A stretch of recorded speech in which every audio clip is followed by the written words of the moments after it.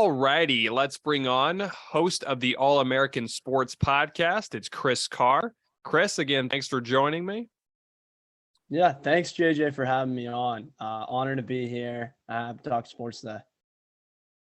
Yeah, again, thanks for coming on. Thanks for messaging me right away. That was really great. Some of the people that interview don't or sometimes don't respond to me right away, so that was great.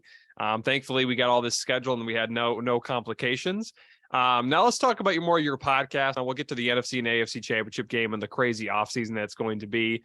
All your listeners or most of your listeners are probably listening now. They know about your podcast, but most of my listeners don't. So if you want to kind of mention about your podcast, what you do, and of course, the sports podcast, but tell us more what you do and how long you've been doing it for, and if there's any upcoming events coming on your podcast.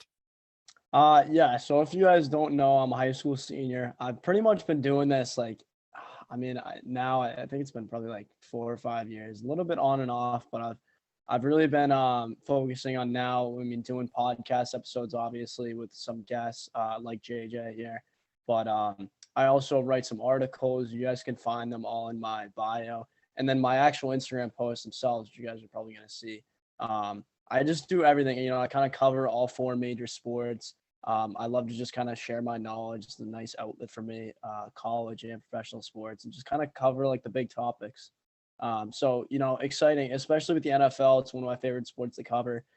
We got a lot going on right now, with AFC, NFC championship, Super Bowl, and off season. So thanks again, JJ, for having me on. I'm excited to come on today and talk about the NFL. Yeah, thanks for coming on. Yeah, it's going to be a wild off season. And then, of course, we got the NFC and AFC championship this week. And yeah, it's going to be exciting. And again, thanks for coming on. And yeah, like I said, your website, again, all the links will be down in the description below, but your website's great. Eventually, I'm going to get a website. I keep on saying I'm going to get one. I would like to put articles on there too. So that's really cool. Of course, go check out his website. Again, all the links will be down in the description below. Let's just get started. Kind of the big news right now in the NFL world and kind of the sports world, to be honest. But Lamar Jackson's contract situation. It seems like a lot of people think this is headed for a divorce. I just can't see the Ravens getting rid of Lamar Jackson. I think he's going to stay. I think they're, first of all, going to franchise tag him, and then he's eventually going to get what he wants. But what do you think of the whole deal? And do you think Lamar Jackson and the Ravens part ways this offseason? Yeah, well, no, I agree with you, JJ. And I think when I look at Lamar Jackson's contract situation, I kind of compare it to Dak Prescott's from a few years ago, where he kind of had that ACL tear. Lamar really didn't have that big of an injury, but it took out him for, basically the whole second half of the year into the playoffs. And that kind of revealed his true value to the Ravens. They brought in Tyler Huntley, a serviceable backup, but they really had to rely on their defense. Lamar is special. He's a top 5 quarterback. And in today's league, which is so quarterback driven, it's hard to find talent like that. It's a process to come in. And I think the Ravens are going to give him what he wants. I think he's a top 5 quarterback in this league. He deserves it. They seem to be making him a priority as well, especially with the offensive coordinator search right now. It seemed like they're giving him a big role. So clearly they want to make him, the foundation of this team. I think they're going to give him the money. Yeah, I agree with you too. And like I said, the media, I think, is trying to, the media is, I think, making, it's not necessarily anthill, but I feel like it's not as big as what people are saying. I do think that, like, as you were mentioning, I do think they'll come to terms on a deal, and I think it will be much bigger because people keep on reporting that it was 133 guaranteed as they offered him, and then someone reported that that wasn't actually true. They're not exactly sure how much they reported or how much they gave him. But I think, and I also agree with you saying that he's a top 5 quarterback. The Ravens, since 2021, without him, they're 3-8, and the offense has scored 17 points or more than 17 points, or at least once or twice, but their offense is not very good without Lamar Jackson. Tyler Huntley does what he can do, but he's a backup quarterback and he's just not Lamar Jackson. If let's just say Lamar Jackson and the Ravens do end up parting ways, which I don't think they will happen, but what team do you think would offer Lamar Jackson the money that he's offering? And what team do you think outside the Ravens would either trade or sign Lamar Jackson in the offseason? Yeah, I think there's a lot of teams right now, especially, because Lamar, when he kind of decided to really not play, it could have been due to injury, but a lot of people speculated that this relationship was broken. Obviously, he's a big injury risk. He's going to be a risk for teams, but that talent is so prevalent that I think, a team that's been brought up a lot with quarterback issues, the New York Jets, I think they're Hmm. definitely in the market for a quarterback. The Miami Dolphins with Tua Tagovailoa, we don't know what his situation is like, but a guy like Lamar, even the Atlanta Falcons, really any team could use him. But the thing is, his play style is so unique that you're going to have to adapt the rest of the offense to build around him. But with his talent, I really think anybody in the league could use him aside from a few. He's still young. There comes with a risk due to injury. You're going to have to pay him a lot, but that talent, as I mentioned, could really fit any team in the NFL. Yeah, and like I said too, it's I think he can run a lot of different type of offenses. Someone mentioned too that I kind of forgot about that at Louisville, he actually ran a pro style offense. So it's not like he Yeah. has to run the one type of offense. And especially when the Ravens fired Greg Roman, they said Lamar Jackson would be part of the hiring of the offensive coordinator. I feel like that's kind of another point where he's probably going to stay. Yeah. As you mentioned, the Falcons. The Jets reportedly were interested, but now they hired Nathaniel Hackett, and I feel like they're trying to get Aaron Rodgers. We'll Yeah. see what happens there, and that's what we'll talk about next. But I think Lamar Jackson's going to stay. I think if he does leave, there's a lot of places. The Jets actually wouldn't be horrible because they have a lot of good young talent like Garrett Wilson. Whenever Brees Hall comes back, they also have Sauce Gardner. He's on the defensive side, but the Jets have a lot of options. I heard Washington. They have a lot. They have a good team, but the problem is I don't know if you'd want to go in that situation, especially with the owner. I don't know if I'd want to go there. That's a pretty hostile place right now. But let's talk about Aaron Rodgers, as we just mentioned. There's rumors that he might be going to the Jets. I feel like we're at the same song and dance every year, but it seems like this year to be the most legit because he did kind of fall off a little bit. I think he's still a really good quarterback, but he fell off a bit. Do you think Rodgers will leave Green Bay this offseason? Yeah, it's tough because unlike Lamar and even Brady, any really quarterback who's in the market for a change this offseason, Rodgers I find to be the most unpredictable. I mean, this guy has gone through so much turmoil in the past year or so. As you mentioned last year, we really thought that was coming to an end for him in Green Bay. I think it's in Green Bay's best interest to let him go, despite his talent, everything he's done for the organization. Mm-hmm. But unfortunately, I mean, he has one more year left in his contract before he can opt out. This team was so close to playoffs. They have a lot of young talent that's been coming up through the ranks. Christian Watson.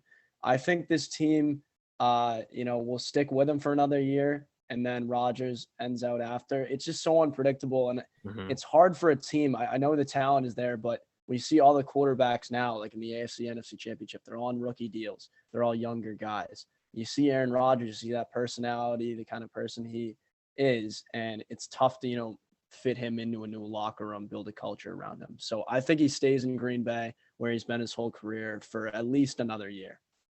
Yeah, and it's just like I said, every year we see, is he going to go? Is he going to stay? Is he going to retire? Is he going to leave to a different team? This is now Jimmy Jordan Love's fourth year, and we really haven't seen much out of him. We did see him start against the Chiefs. He didn't look the best. He also didn't look well. He looked all right when they played against the Lions a year ago at the final week of the year. I think he started in the second half, but it seems like we haven't seen enough Jordan Love, and this would be Jordan Love's fourth year. And when Aaron Rodgers' first year, he was in his fourth year too. So it is kind of interesting how they do that. And I feel like it probably would be better for Green Bay to keep Rodgers. But then again, I don't think they were going to admit that they were wrong by drafting Jordan Love. But then they also brought in Rodgers last year and gave him that huge contract. Now, there Yeah. was reports that the contract is tradable and he is willing to take a pay cut. I don't know if that's actually true. Um, do you think Jordan Love is ready to be a starter next season? I think he is. And the one game I would say you forgot about a little bit is the Eagles game. And that went under a lot of people's Oh, minds because yeah. that was a blowout of a game. But I thought he looked sharp. I mean, this kid was a first round pick. The organization believes in him. He's learning from one of the best. And, you look at what he can do in the football field. He has all five tools to be a, solid quarterback in this league. It's hard to see because we really haven't, seen him in any NFL action at all, really. But at this point, when you have a first round quarterback, you can't just let him rot on the bench behind a guy like Aaron Rodgers. They're not going anywhere with him. At the most we've seen this team in the past few years, and I just don't think they're a Super Bowl caliber team with Aaron Rodgers anymore. they have to retool it. And why not go with a younger guy like Jordan Love? I think he fits the timeline of this team a little bit more. While Jair Alexander is still relatively young, you got AJ Dillon, a young running back, Christian Watson. It seems like this team is kind of shifting to more of an infusion of youth, and Jordan Love kind of fits that mold. So I think at some time you're going to have to give him a chance when you take a guy that high in the draft. And now is the time for me, because otherwise, I've been hearing reports that he's going to ask for a trade if Rodgers does commit to this team for another few years. I forgot about that game of the Eagles you mentioned. He actually did look really good that game. I think he threw a touchdown, and I think he led them to 2 drives. One was a touchdown, the other one was a field goal, but I completely forgot about that. And he looked very incredible in that, or he looked very good in that game. And it's also interesting too, because if Rodgers does stay another year, then I feel like Jordan Love has to ask for a trade. Yeah. And I don't know what teams would be interested, but especially with his last showing against the Eagles, I think more teams would entertain the idea, like the Carolina Panthers maybe, or the Indianapolis Colts, or the New Orleans Saints by chance, because they don't have a first round pick this year. They're kind of in no man's land right now too. But another quarterback too that possibly is on the move, and this seems to be more realistic that he's on the move more than Aaron Rodgers, more than Lamar Jackson, but it's Tom Brady. He's the GOAT, 7-time Super Bowl champion.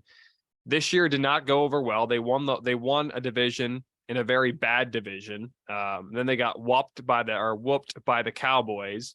Do you think Brady is done playing for the Bucs? Yeah, I think he's done playing for the Bucs. I don't think he's done playing yet, but this was a tough year all around for the Bucs. And knowing him, knowing Brady, he can't go out like this. He just got absolutely dismantled by the Cowboys in the playoffs. They, as you mentioned, a terrible division. I mean, I don't know how a team that bad in the Bucs. I watched them all year.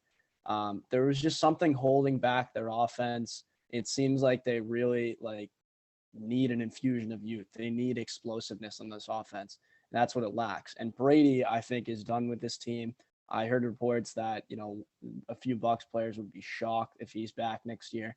And especially for some teams, we saw, I think the Matthew Stafford deal with the Rams 2 years ago when they won the Super Bowl really changed the whole landscape of the NFL, because now we're seeing a lot of these veteran quarterbacks like Rodgers and Brady more on the move and going to Super Bowl contending teams where they can easily slide in and turn a roster into a true Super Bowl contender. So I think Brady, the greatest quarterback ever, might be starting to lose a little bit of his ability, but there's definitely a market for him outside of Tampa Bay. Yeah, I agree the same way, because yes, if he wins a Super Bowl, then he's going to definitely say he wants to go another year. But yeah, with the way this year ended, I feel like that's not a great way to go out. I feel like it's a bit a sour way to go out. So I feel like he would want to come back, and he really hasn't said a whole lot. Of course, it was a long year for him, especially with his divorce and all that. But I feel like a team that possibly could entertain the idea, I've heard of Miami, but I think the Raiders right now are the front runner to land Brady, and that would make a lot of sense, especially with Josh McDaniels being there. They're done with Derek Carr. It's obvious. I don't think they have a high enough draft pick to really take a quarterback, even though there's a lot of quarterbacks in this draft. They could go out and get maybe a Lamar Jackson or Aaron Rodgers, but it just seems like it's going to end up being Tom Brady. Where do you think Brady, if he does leave the Bucs, where do you think he'll end up or next season? I was gonna say the Raiders too. They're the number one team. I'd say anywhere really but Tampa, because knowing Brady at this point in his career, he needs a good situation around him to be successful. So 2 teams came to mind right off the bat. I would say Las Vegas. Obviously, he has the connection there with his former offensive coordinator Josh McDaniels. He has the help of the best wide receiver in football, perhaps, in Devontae Adams. But another team comes to mind, and if this team really does not win the Super Bowl, it's going to be a lot of consecutive seasons now, making it so close, but not making the leap to Super Bowl champions, is the San Francisco 49ers. It's interesting because now we're seeing the emergence of Brock Purdy, but I feel like Brady could slide in there. He has, easy work to do with all that, the weapons around him, and easy offense to operate in. Kyle Shanahan is a very, gifted play caller. So those 2 teams, San Francisco and Las Vegas, come to mind for me. Yeah, San Francisco would be interesting too, because I feel like they're done with Jimmy Garoppolo. He played well this year, but looking how good Brock Purdy is, I feel like they're gonna keep Trey Lance and Brock Purdy, and Jimmy Garoppolo is kind of the odd man out here. But yeah, Brady went to the Niners. That would be interesting because we also would wonder if Trey Lance would stay there or if he would just leave or what would happen with Brock Purdy. Now he's kind of under team control for a while, but it would be a bit entertaining to see what happens with Brady if he decides to go with the Niners. I definitely think he wants to go west because he is from California. And like I said, as you mentioned, if he goes to the Niners, he's paired up with Kyle Shanahan. I mean, it'll just be interesting to see where Brady ends up. The Raiders or Niners make the most sense as of now. Recently, or what happened on Thursday at the time of this recording is the Panthers were the first team to hire a coach. They were also the first team to fire a coach, but they hired former Colts coach Frank Reich. Were you surprised by that hire? Yeah, you know what? I was a little bit, especially with the way Steve Wilkes really finished that season in Carolina and all the players advocated for him. It seemed like kind of a no-brainer for the Panthers organization to keep Steve Wilkes on as head coach. And speaking of Steve Wilkes, do you think he'll stay on with the Panthers or do you think he'll try to go somewhere else? I was gonna say I hope so. To this point, it's hard to see because he did finish the year so well, but he also has a 3-13 record on his resume with that terrible year with Josh Rosen and the Cardinals. So his resume isn't exactly great, and especially this year, I really think we saw like the emergence of how important coaching is in the NFL. We had a bunch of terrific head coaches and first year coaches too, like Brian Dable, Doug Peterson, carried those teams from in the basement of the NFL, the playoff teams. So it's hard to see a team really put their trust in Steve Wilkes. It's not the Panthers. And I hope he stays on the staff because he is so valuable and he's really a guy who's earned the respect of the players there in Carolina. Yeah, I was a bit surprised with the hire too, because I know teams don't like to hire interim coaches very much. But it seemed like he would have been the most obvious, especially over like Jeff Saturday or something. But we'll see what happens. But the Panthers still have to do one thing that they still can't figure out ever since David Tepper took over the team. They need to find their quarterback. And they kind of have a bad spot to draft a quarterback because it feels like they either have to trade for a veteran or, I mean, they could get Lamar Jackson realistically, but I don't think Lamar's going to Carolina. And also on the top of that, they would have to trade up to get either a CJ Stroud or a Bryce Young or even a Will Levis. If the Panthers do not go and trade for a Derek Carr or sign Lamar Jackson or go for a Tom Brady or Aaron Rodgers, do you think they would trade up for a top 3 pick to get one of those quarterbacks in this year's draft? Yeah, you know what? I think they would, especially because Frank Reich, if you look at his years in Indianapolis, they tried this route over and over again. It's kind of seemed like a revolving door of, free agent veteran quarterbacks coming in with Carson Wentz, Phillip Rivers. We saw Matt Ryan, Nick Foles this year. It was a disaster the past few years in Indianapolis. Now he moves on to Carolina. It's also been a disaster at the quarterback position. David Tepper, as we know, is an aggressive owner. He is impatient. He wants his franchise to win, and especially in a division that is really wide open and that number 1 pick on the market. I think the Panthers have the draft capital and the assets to trade up, and I think they will trade up for a top pick rather than stay where they are. Because you're right, it's the number 4 pick, I believe, but it is still a tough situation to draft a quarterback there because of the situation at the top of the draft. Well, and yeah, like I said, Carolina has a lot of those picks from the Christian McCaffrey trade, and they kept DJ Moore, and I think they're going to build on DJ Moore and Brian Burns. But it just feels like the Panthers, I mean, they've had so many different quarterbacks ever since David Tepper took over, and was it 2018 or 2019? They had Kyle Allen and Cam Newton. Then they had Teddy Bridgewater. Then they had Sam Darnold. Then they had Baker Mayfield. Then they brought back Sam Darnold. And then they released Baker Mayfield. They try out PJ Walker. It seems like they've tried so many quarterbacks. And like the Colts, I think they just need to start over and just draft a quarterback, whoever that may be. It could end up just being Anthony Richardson, who they try to draft, or it could be a Will Levis. But I feel like they need to, just like the Colts, they need to start over, get the quarterback, and go on from there.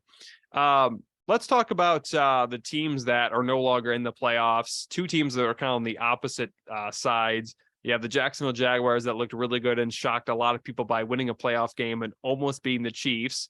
And then you have the Cowboys, who were not good. And I mean, they beat the Bucks, but they did not, their offense looked horrible against the Niners, or just didn't look good.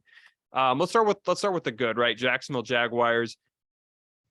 Were you even seeing, or were you expecting them to do this well? No, I mean, not at all. It's really hard to, shift the culture that quickly with Urban Meyer. And, everyone's comments about him, even the players, after he left that organization, I mean, that was a complete disaster. And we know, like Carolina, we just saw Matt Rule. It's a huge risk taking a college coach, bring him into the NFL level. And then, you hire an experienced guy like Doug Peterson. Very similar situation to Carolina, actually, coaching wise. And I mean, there is really talent everywhere now that we look, and guys that we weren't expecting, like Tyson Campbell at the cornerback position was one of like Pro Football Focus's like highest graded corners this year. Complete breakout player. I don't think anyone expected Christian Kirk or Evan Engram to do this well. Everyone was critiquing the way they spent money in this offseason. And with Trevor Lawrence's, disappointing year, we all knew he was special, but we maybe figured, this is a college quarterback. Maybe he won't pan out in the NFL. And they really proved everyone wrong. I think this division also we thought would probably be a lot more talented with teams in the top, like the Colts, who look promising, the Titans. This division just seemed like Jacksonville would probably stay where they are and slowly build up to be a contender in a few years. I don't think anybody thought it would happen this quickly. Yeah, and as you were mentioning, Trevor Lawrence looked great. I think he threw more interceptions last year than touchdowns, and it seems like Trevor Lawrence did take that next step. They also pointed out that he had never lost on Saturday until last week. But where do you think Trevor Lawrence ranks among quarterbacks? He's not top 10, but did you think he cracked the top 15? Yeah, you know what? I think he did. It's hard to say because he's still unproven, and we've only really seen a year of successful football. But I think he definitely cracked the top 15. I'd put him just outside the top 10 now, because there's so much talent in this league. We just talked about it. Rodgers, Brady, Derek Carr, Lamar, all these quarterbacks moving places who are all above him. But I think Trevor Lawrence proved himself to be a top 15 quarterback, and I think by next year, this won't even be a conversation whether he's in the top 10 quarterbacks or not. And let's go on to the onto the ugly, as the Cowboys offense looked. Who do you think is more to blame for the Cowboys? Do you think it's Dak Prescott, Mike McCarthy, Kellen Moore? It's definitely not the defense because they did all they did. I mean, they weren't the best in the fourth quarter, but they got tired. But who do you think is to blame more for the Cowboys' offensive struggles? Yeah, you know what? And I hate to say it, I think it's Dak Prescott. Don't you? I think it's Prescott. It seemed to be kind of a lot of all three. I think kind of a mix. And Prescott, he looked good against the Buccaneers, but the Buccaneers weren't a good team. I mean, they probably shouldn't have been in the playoffs, but they benefited from being in one of the worst divisions of all time. But I feel like it was kind of an all mix of Kellen Moore, Mike McCarthy, and Dak Prescott. I mean, I think they all did not do well. But it definitely is, and it's hard to assess blame. But when this team, paid Dak as much as they did, and they still can't make it over the hump, I mean, Kellen Moore is the play caller. I mean, you can argue some of the plays weren't great, like especially at the end, but it's hard to just blame the offensive play caller because Dak is, going out there and executing it. And Mike McCarthy obviously hasn't done the best job, but he's won a Super Bowl as a head coach. I think he's proven himself enough to be fit for the job. But, when you look at the offense as a whole, you mentioned the defense and everything they did. This is a hard San Francisco 49ers offense to really attack. And the offense just every year they seem to be great in the regular season. At one point, I know I made a post. I put them in the Super Bowl contenders list, like without, even thinking about it. And once they get down to, prime time under the spotlight, this offense just seems to kind of disappear. Yeah, and as you mentioned, the Cowboys did pay Dak Prescott a lot of money, and they were expecting him to take that next step. And we thought he was taking that next step, and then the Cowboys did what the Cowboys do, especially and the Chargers did the same thing. The Cowboys and Chargers are kind of in that same boat where I don't trust them, and I actually trusted them too much this year, and it really maybe looked bad. But I think Prescott is to blame. He did not play very well. He should have probably threw 3 interceptions instead of 2, and they almost won, which is how good that defense is. And as you mentioned, Mike McCarthy, he's not the best, but he's got a Super Bowl and he's led the Cowboys to back-to-back 12 wins, and they made the playoffs in the last 2 years. They won the division last year, I think, if I can remember right. But as well, the Eagles won this year, but it's still, I mean, there is still a lot of blame, but I feel like all the blame should be on the 3. But yeah, Dak Prescott deserves a lot of blame, especially with how poor they played.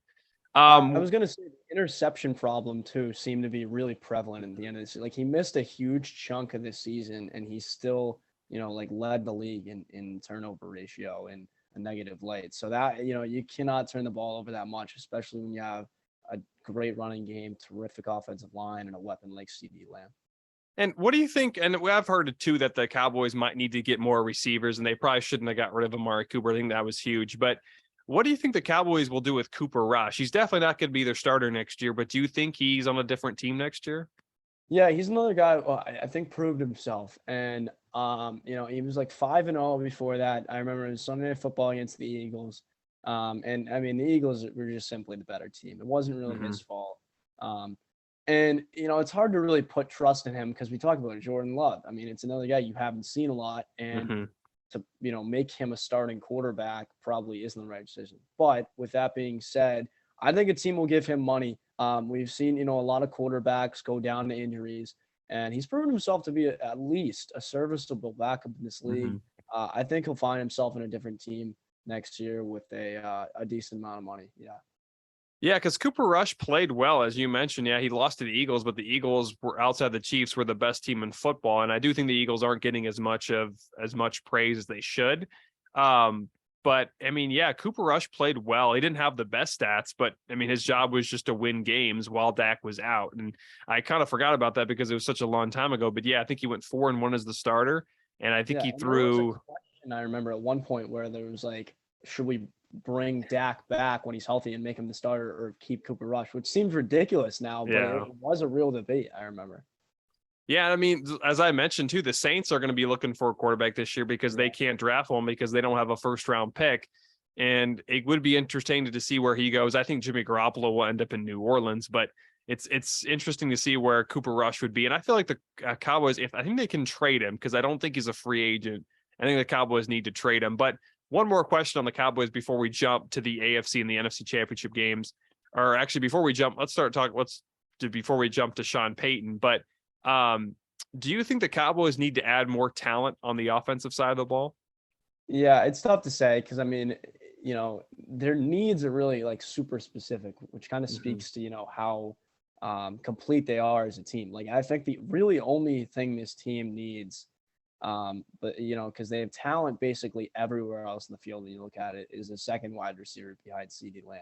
Yeah. It seemed like, yeah, Amari Cooper was that guy. They moved on from him. There was rumors of Odell Beckham all year long, and Noah Brown played well. They brought in T.Y. Hilton, but they never found a true answer there, Yeah. especially with Dalton Schultz likely departing due to free agency. They have some talent there, young talent behind him with Jake Ferguson and Peyton Hendershot at tight end. So I think a second wide receiver makes sense, especially with some freed up cap space due to Dalton Schultz likely moving away to the team at free agency. Yeah, that's another good point as well. And a lot of people were saying too that, Zeke is no longer the best running back even on the team. It's Tony Pollard, which I would probably agree. And, DeAndre Hopkins, it looks like he's available. I mean, maybe a trade. This probably wouldn't work, but maybe you swap Zeke out for DeAndre Hopkins. I don't know. It would be kind of a thought, but it probably wouldn't happen. But it would be entertaining to see what the Cowboys do because I think when they moved on from Amari Cooper, that wasn't the best idea. And they should have just paid. I mean, I think they would have had the money, maybe not because they paid Prescott so much, but I mean, we'll see what Dallas does. But let's talk about Sean Payton a little bit too. It looks like that the Broncos really want Sean Payton, but it kind of seems like there's been rumors that Sean Payton might go back to the broadcasting booth and just stay another year as unretired or stay another year of retired from coaching. Do you think Sean Payton, or where do you think he ends up with a team next year, or do you think he's back at Fox? Yeah, because I think that question depends on two things. And it has to do with one team because I think there's one team in the market for him now, which is the Denver Broncos. There probably are others, but they seem like the only team. And the question is, are they willing to give up that draft capital to the New Orleans Saints because they still have the rights to them, so they have to trade? It sounds like a high draft pick, maybe two. And Sean Payton is seeking like a $20+ million deal a year. And that's a Mhm. lot for a head coach. I mean, Sean Payton has won a Super Bowl with the New Orleans Saints, I think 2009. But are you willing to spend that money and try to turn your franchise around, especially Denver, who is already in cap trouble, as we know? to, Russell Wilson. They're spending a lot of money on him. Mm-hmm. And they don't have a lot of draft capital in the first place because of that trade. So that's a Mm-hmm. question that Denver has to be willing to answer. Yeah. Because otherwise, yeah, I think Sean Payton will find himself back to the broadcast booth. I don't think there's any other team that would be willing to give up that much draft capital and money, considering all the other candidates seem to be, younger teams.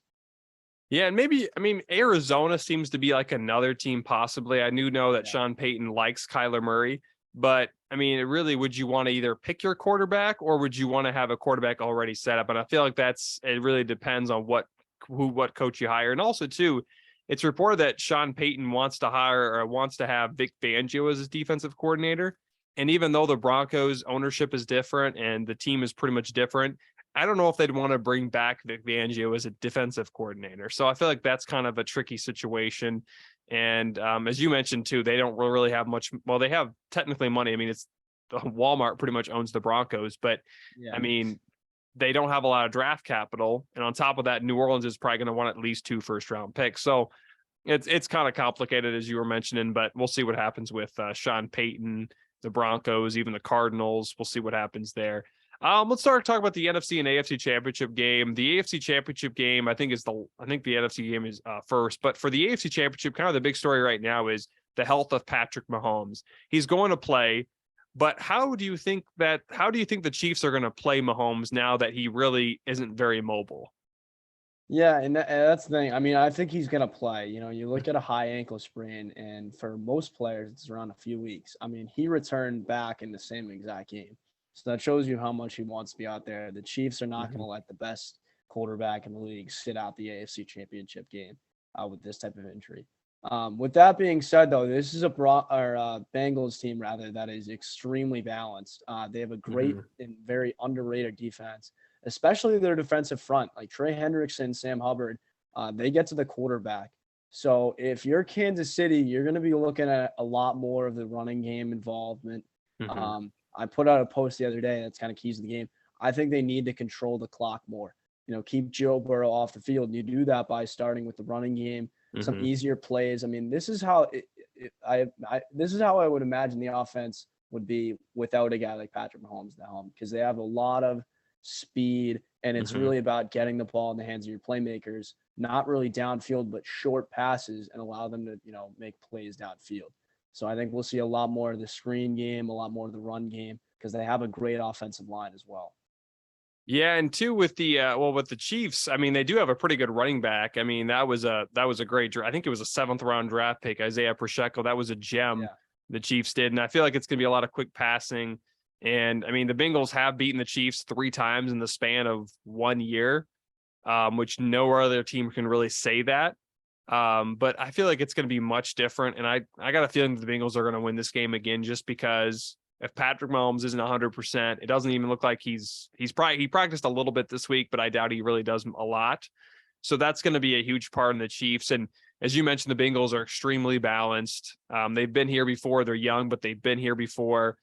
Zach Taylor seems to be a much better coach in his first year.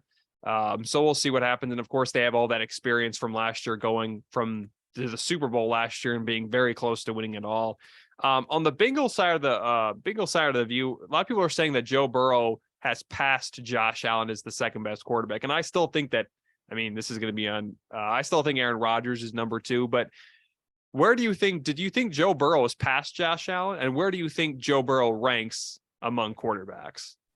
Yeah, I know me and my friends, and if you guys are listening to this right now, we had this debate like all year, Joe Burrow, Josh Allen. I think in leading up to that game, it kind of felt like this is, who's going to be the best quarterback, who's going to outplay who's going to surpass who. Because I thought before this game, Josh Allen is too talented. He's got to be above him. But Joe Burrow proved me wrong, and it wasn't like it was an absolute shootout and it could have gone to anyone. Joe Burrow won the Bengals this game, and Josh Allen just, I don't know what happened. He just did not look like himself out there. And that's in a huge spotlight. We saw this time and time and again with Josh Allen. He can't break through and get to a Super Bowl. Joe Burrow and Patrick Mahomes have done that. I think they are the 1 and 2 in this league now. As much as I love those guys like Rodgers and Brady, I think they're talented.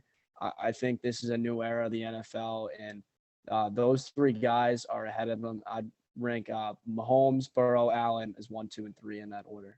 Okay.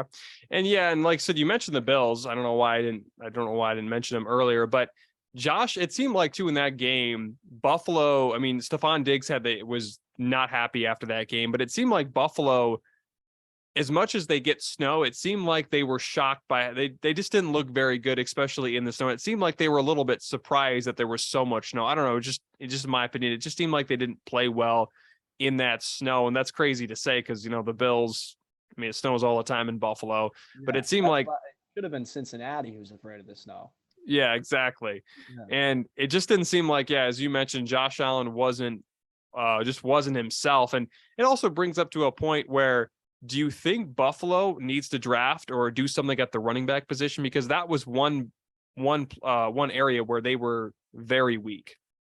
Yeah, and yeah, like they need obviously more talent there, but honestly, even if they work with the talent that they've got, they need to just focus on the run game more Mm-hmm. because it's really absent, from their team. They're a team that's almost meant to play like from behind almost, because they don't lean on the run game at all. They don't really have an offensive identity, especially late in the season in these playoff games. It kind of just seems like Josh Allen is freelancing out there doing whatever he wants. Yeah. They have to build up the O line a little bit more because I think running back is a very, very, what's the word I'm looking for? I don't know, just easily replaceable position in the NFL Mm-hmm. nowadays.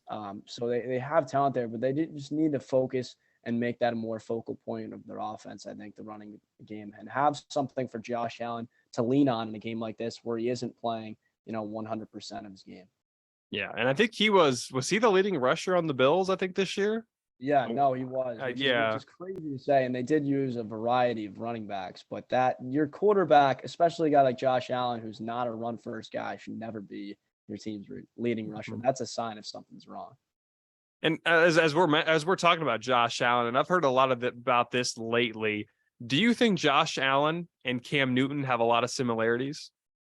Yeah, you know what? I did see that the other day, and I don't. I mean, Cam Newton seemed honestly to me more like a 1-year wonder. Mm-hmm. He was successful in college, and he was great and all that. He got drafted in the NFL. He had 1 or 2 great years in his prime, but his prime was very short. Josh Allen is just getting started. Certainly, yeah, he struggled his first year or 2 in the league, but this guy is here to stay. I mean, you see his arm talent. He was great. He wasn't a college superstar like Cam Newton.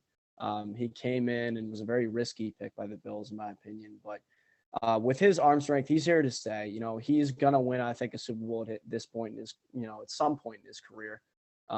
He's got a great team around him. The Bills are going to be competitive, I think, for a while. And he's going to be up there when we talk about elite quarterbacks in this league for years to come. Okay.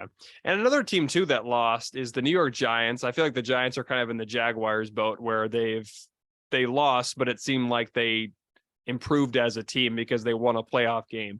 What do you think the Giants will do with Daniel Jones and Saquon Barkley? It seems like they're probably going to franchise tag Jones and give Barkley the deal or vice versa. But what do you think what the Giants do with Jones and Barkley? Yeah, I was gonna say, yeah, you're right. They are like Jacksonville because they did surpass expectations. This is Mm-hmm. still a young team, but unlike Jacksonville, you're right. They have a lot of holes to fill because they have so many key free agents. So Mm-hmm. those two, I think are huge. And Daniel Jones is too good. You can't move off him after the way he played against the Vikings. This was his prove it year, and he did prove it. So you have to give him the deal. I think they will give him the money.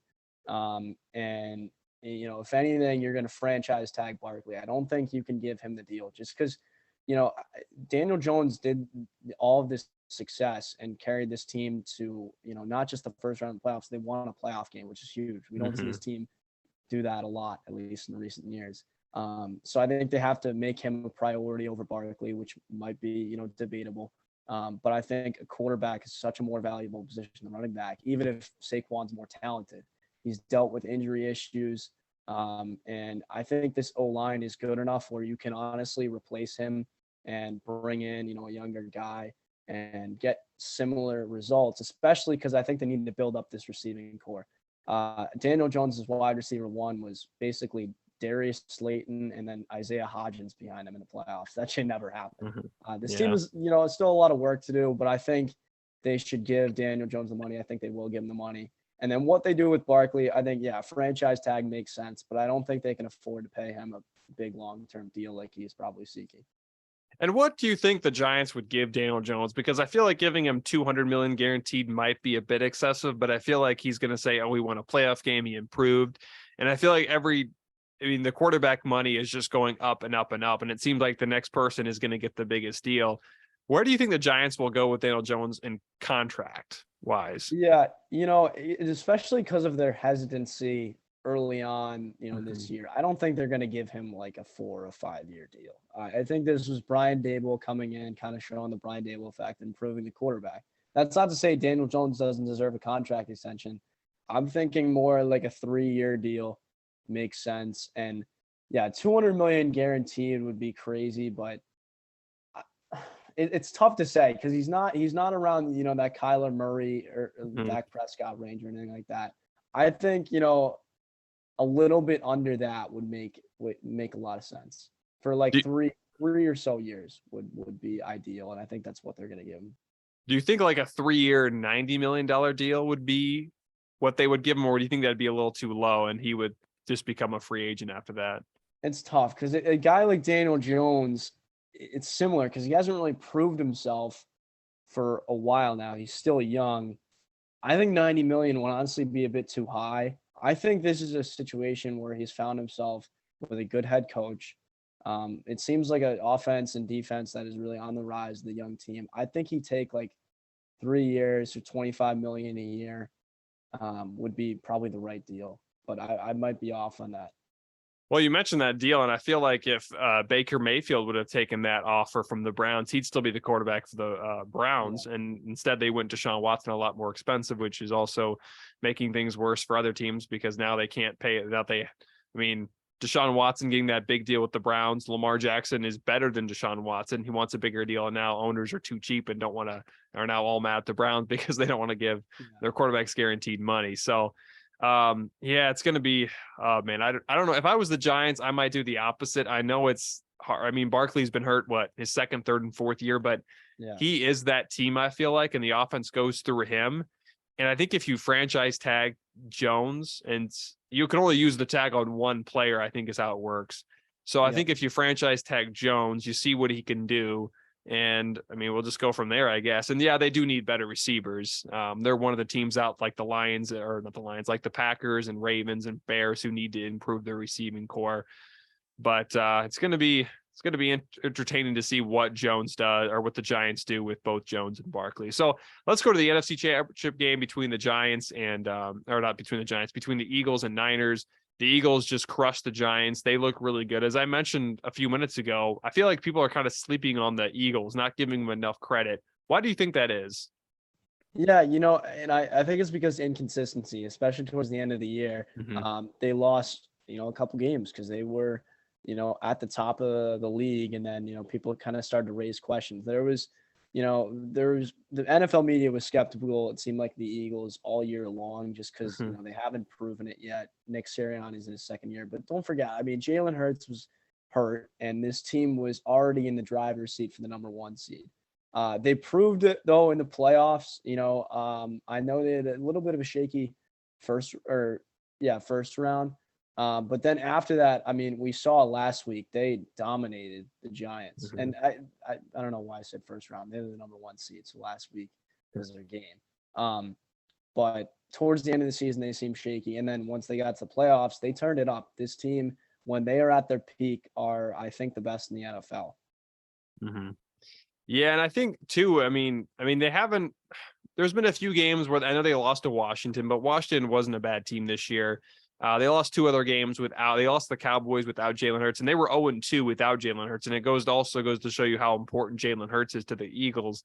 But I feel like, we're just giving them too much hate. And I feel like the Eagles are a much better team than people are thinking. Yes, they didn't have the biggest wins and they didn't have the most impressive wins, but it's the NFL. It's not college football where if you only win by 10 points against an unranked team or against a team who's lower and you're a top ranked team, you're going to get dinged for that. You're just there to win games. And I feel like And the Eagles are much different than a team like the Vikings, who pretty much all year had those really close wins. And then when they came in the playoffs, they lost the Giants. But I feel like we need to put more respect in the Eagles. And, Jalen Hurts, he was an MVP candidate. He might have won the MVP if he didn't miss those 2 games. Where do you think he ranks among the quarterbacks? Do you think it might be a little too early to put him in the top 10, but he's definitely top 15, right? Yeah, I think he's definitely top 15. And honestly, after the year he's having, we've seen the ups and the downs of Jalen Hurts over the years, but this season especially, it seems like we've really only seen ups. Very few down moments from him. I think he has proven himself. I'd put him right, around like the 10 spot for starting quarterbacks. But I think after this year and the way he's playing in the playoffs, he has cracked that top 10, at least on my board. Yeah. And the Eagles did a great job on the offseason. Giving him A.J. Brown, Devontae Smith. He's got a good tight end in Dallas Goedert. He was hurt a lot of the year, but then they went up and they have a great offensive line led by Jason Kelsey and Jason Kelsey. And then, of course, they have a solid running back in Miles Sanders. I wish the Ravens would do that with Lamar Jackson, give him those type of weapons. Yeah.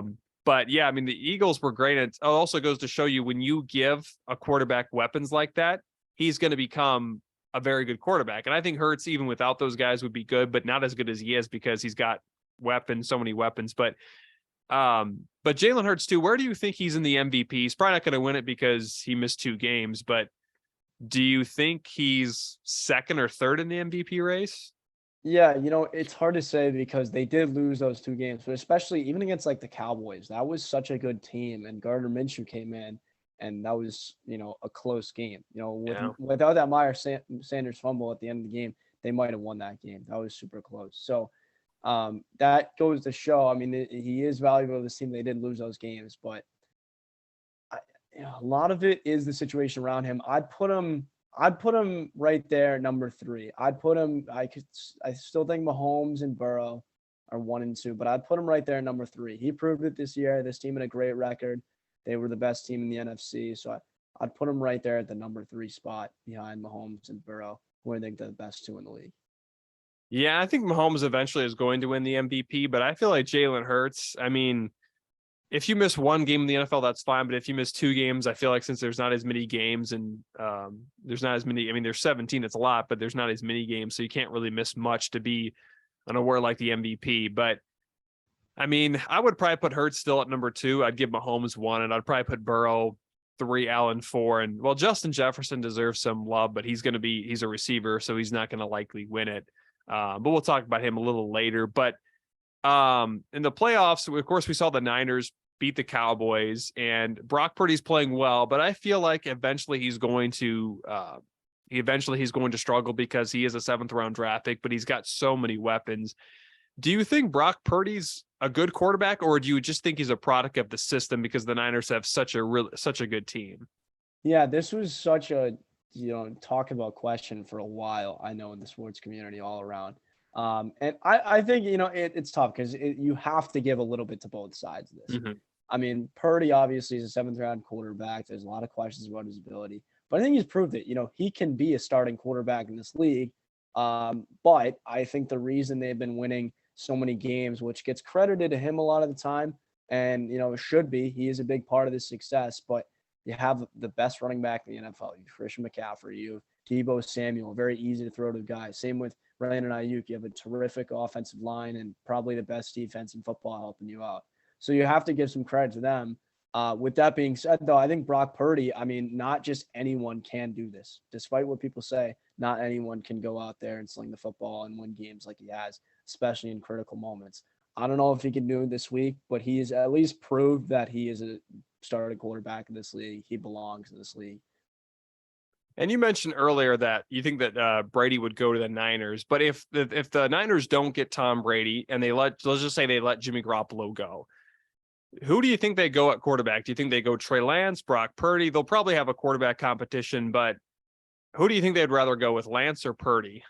Yeah, I will just say that Brady prediction I kind of, thought about, and it was reported before we really had this breakout of Purdy.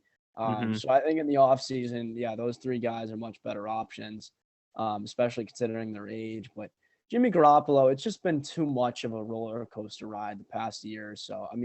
If they aren't committed to him by now, especially with the way that Brock Purdy has operated their offense, I think you have to give it to Lance or Purdy. Now, between those two, I had questions about Trey Lance. People who about my podcast know I'm not a huge fan of him coming out of the draft.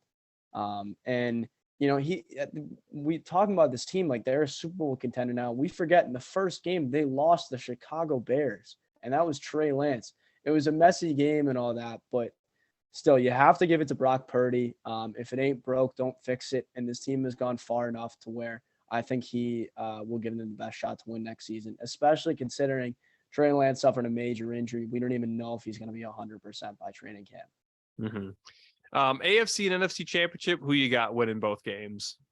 Yeah, it's close, and I'm interested to hear your thoughts on this too. But I got the Bengals winning. I think it's gonna be a gutsy game like we've seen in years past. But the thing that really makes me commit to the Bengals is that Patrick Mahomes thing. I talked about how they'll maybe limit him, but it's hard to limit the best quarterback in the NFL at this high stakes of a game. I think Andy Reid's going to have a similar game plan realistically, but I don't think it'll pan out. This Bengals defense is too good. Mahomes was limping towards the end of the game. It's tough for me to commit to the Chiefs. I think the Bengals have been a better team. They proved it. So I'm going to go Bengals 24-20. Now, on the NFC side, it's close. I've been back and forth on this. Still, I'd probably make my final decision right before the game this weekend. But I got the Eagles winning. Brock Purdy going out into Philadelphia. He's a 7th-round quarterback, as you mentioned. I think it's hard for me to just put my trust in him. The Eagles have played so good. And, they had some, woes late in the season. But the way this team played last week, I think they're the best in football right now. So I think they beat the 49ers. A close game. I'm going to go 28-23 on that one. I think the 49ers still put up a really good fight.